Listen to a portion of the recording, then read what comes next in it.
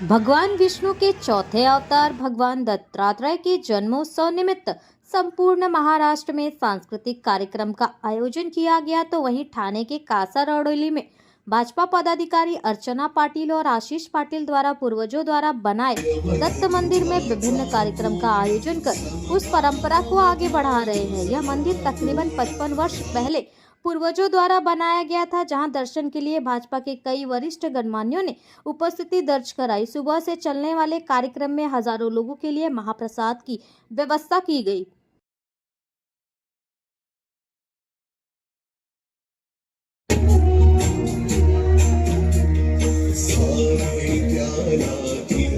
उपयोग असतो की आजचा जो दिवस आहे गुरुवार, मार्गशीर्षचा पवित्र महिना, त्या दत्त जयंती म्हणजे आज आम्ही सकाळपासून फिरतोय।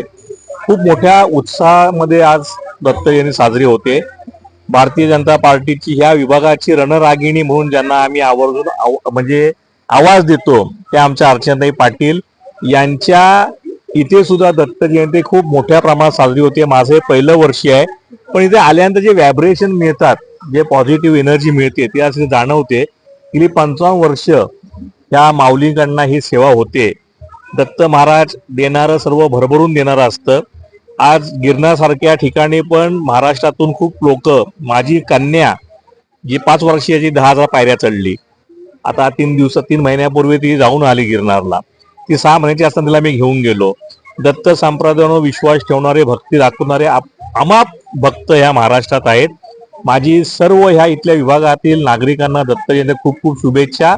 आणि साक्षात परब्रह्म इथे आहे, दैवी रूपामध्ये इथे असल्यामुळे अर्चनाताईंच्या हातून त्यांची सेवा होते। एवढं भाग्य त्यांच्या नशीब मिळालं, याच्या पुढे अजून काय पाहिजे। श्री स्वामी समर्थ। नमस्कार, मी अर्चना भूषण पाटील।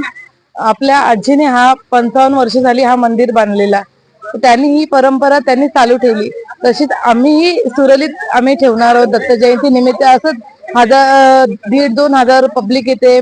सर्व म्हणजे आपण प्रसादाचा लाभ घेतात। 8 वाजल्यापासून चालू होतो तर आपला 11 वाजता प्रसाद चालू होतो, तर डायरेक्ट संध्याकाळ म्हणजे रात्रीपर्यंत चालूच राहतो। एवढंच सांगेन, हा दत्तगुरु मंदिर आहे आपला, जागृत देव आहे। तर मी सर्वांना सांगेन, अर्जून आपण दर्शनाचा लाभ घ्या। विनंती एवढीच करेन का दर्शनाचा तुम्ही लाभ घ्यावा।